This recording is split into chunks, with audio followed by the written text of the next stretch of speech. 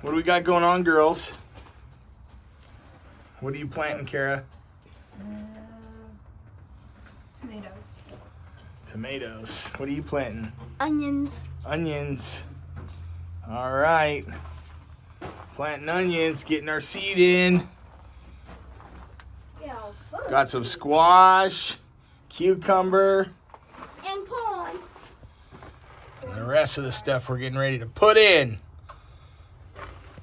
I know. And eventually all of this is going to get cleaned up, put away. And everything will get planted. It's going to be awesome. Good morning and welcome to the Shielded Prepper. Today's another great day, and I have a handful of great articles. There's a fantastic quote that says, "What we focus on expands." We have to be focused on the things that are most important to our families in regard to providing and protecting. Being prepared is not all about stuff. And today we have several articles that are all connected to one thing, and I desire your eyes to be opened through it. So let's get into this. Good morning, everybody. I feel like I haven't talked to you in like 4 days. And Chris Taylor, Financial Prepper, Stacy, thank you. What a generous shout out the other day on their live stream. Have just enjoyed being a part of Chris's journey as well, and have been following him for quite a while, similar time to him and the Ninja. And I've learned so much from so many. Like you, we're the same. I am part of this Ninja Nation that's looking to expand and improve the way that our families operate right now, to open our eyes and to make great decisions. Okay, this first article, this is about Google. This is out of the Wall Street Journal, and I think it's rather interesting because these tech companies and these large conglomerates really showcase their strength with food. Now, here's what I mean. One of the greatest perks that employees have when they go to these large campuses is many of them cover everything for free. They have markets and little shops and micro kitchens and cafeterias, and they pay for their employees to be able to enjoy lunch, breakfast, dinner, snacks, all free. All free. This is changing. Google cuts lavish worker perks, including micro kitchens, in a savings push. Google's looking to save money? Oh, yes, they are. Google parent Alphabet is slashing more of its lavish employee perks as the tech giant scrambles to cut costs. All of this to keep up with the artificial intelligence race.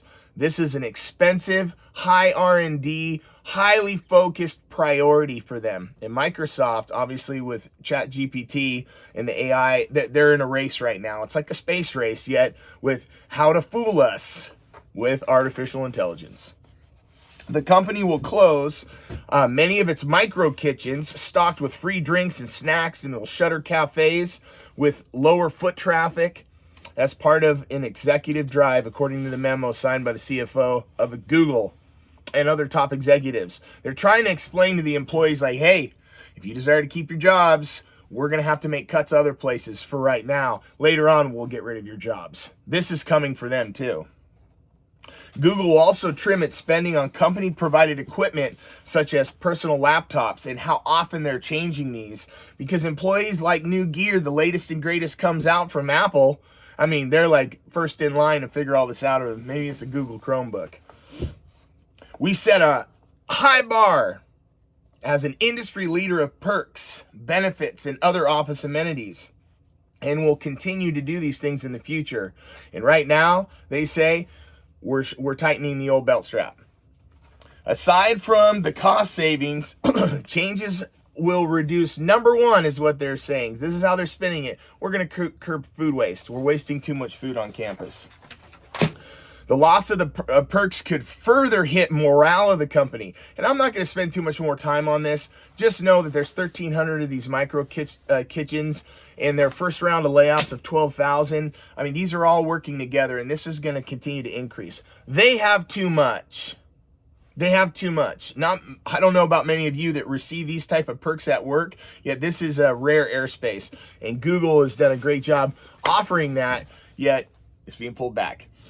They have too much. This one doesn't have enough. And this one ought to make your gut turn upside down. I did not know this, and this is going to be great information for both of us. And this is out of the USA Today.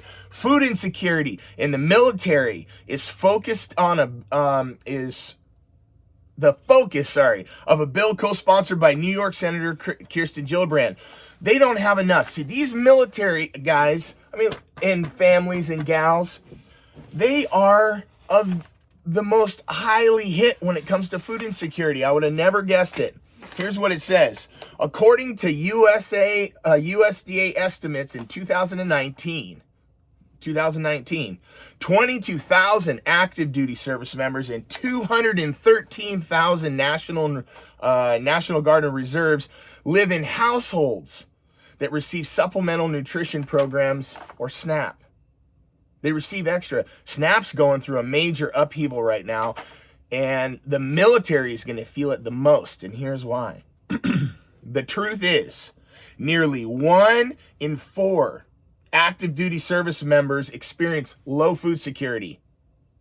Low food security. For some of them, they skip meals, they intermittent fast. And for others, it's just not enough money or food in the house. When you look at the general population of America, 1 in 10 households experience low food security. So our service members are far more likely to feel hunger than anyone else. This one is sad to me. We have a recruiting issue in our military right now. How are they going to entice new young men and women to join and to have families and to be lifelong career service members like many of these and running out of food this way? This is sad. So this bill that Kirsten Gillibrand's co-sponsoring is going to reinstate some of these if it passes. These two are sad. They're sad because this is our future, and we have to make sure that we're making great decisions right now. Food insecurity is linked to cognitive decline. And this is out of Yahoo. For the elderly, the National Representative Study found that food insecurity was linked to an accelerated decline in executive functions necessary for everyday work activities. There's 2 different articles, both focusing on the same thing. They're basically saying that these older folks, if you've got older folks in your world, pay attention, watch, and listen to this. It's not that they aren't able to feed themselves. Some of them don't remember. Their bodies don't remind them that they're hungry as often. And with food prices the way they are, they're purchasing less on a limited amount of time that they actually spend inside of grocery stores. Some of them get to go once a week. They have a family member that has to go get them and drive them because they can't drive anymore, yet they live by themselves. They're experiencing food insecurity, and it's creating a significant acceleration to cognitive decline. Watch the elderly in your circle. This is going to be important. Food insecurity is common among community-dwelling older adults and is associated with a decline in executive function, according to this study. The executive function of our brains tells us how to keep stuff in line, how to think ahead. This is not like just today. What should I be thinking about now that'll impact me a week from now, a month from now, a year from now? When we're in our prime earning years, let's say between our mid-30s till 60, we have to be thinking ahead. We're storing for the future. Many of these elders don't have that luxury any longer, and they don't have the capacity to manage their own lives. Watch these things. It makes me sad because I love elderly people. I love our seniors. I enjoy talking with them. My next door neighbor and his wife are both 94, 95. Or might be 95 and 96. Korean War vet, have been married 77 years or something crazy like that. And they're awesome people. And I watch them because they get around real slowly. They're still driving. It's pretty cool. This is a picture of what could potentially happen, not just on the world scale, yet it's going to potentially come close to home here. Just hear this out and just think about this. This is out of Reuters in the business news. Pakistan posts highest ever annual inflation, and stampedes for food have now killed 16 people in Pakistan trying to just get food. Their inflation is up 35.5%. Right now, year over year, double what we are. Really what we are. This would be triple according to the numbers that we're seeing domestically, yet double what we are here in the United States. And they showed these piles of sandals, and this is how their shoes that they wear in Pakistan is they wear sandals and flip-flops and stuff. And this stampede for food left a mountain of sandals. People were falling down, losing their shoes. Like, it was crazy, and it's all around food. They're freaking out, and I don't blame them.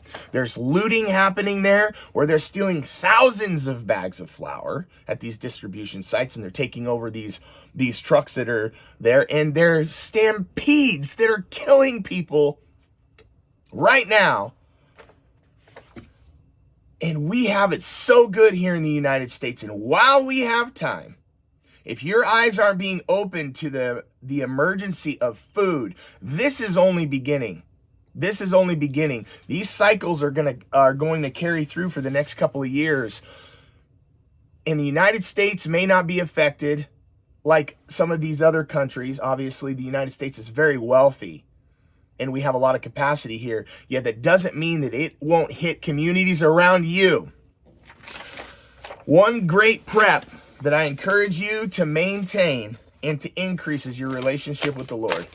If you don't know the Lord, get to know him. He'll bless you. Number 2, if you have a spouse and your relationship is less than great, begin to focus on it. This is going to really protect you. Get out of your way, humble yourself, ask for forgiveness, start changing the way that you're walking through these decision-making opportunities that you have in front of you with me right now. Don't miss this opportunity. What's coming ahead of us has been being forecasted and prophesied and speculated upon for the last 2 years. Maybe longer, yet we've really been listening to it for the last 2 years. Wake up, have a great attitude, love your family, increase your relationship with the Lord, and improve the relationship with your spouse if it's troubled. And if it's not troubled, increase it. Love your spouse. Become closer and closer with her or him. It'll bless you. And I'm encouraged to be one that brings a word. And if one person today receives something special, put it in the comments. If you're new to this channel and you've made it to 12 minutes and some odd seconds, subscribe. Hit the notification bell. Give it a like. Let's push it out. And remember that the shield is protection for us in the spiritual and in the physical. The shield in the physical is our preparedness. Gives us a chance to think so we don't have to rush out into the stampedes. I bless you guys today. Have an awesome day, and I will see you tomorrow. Shielded Preppers.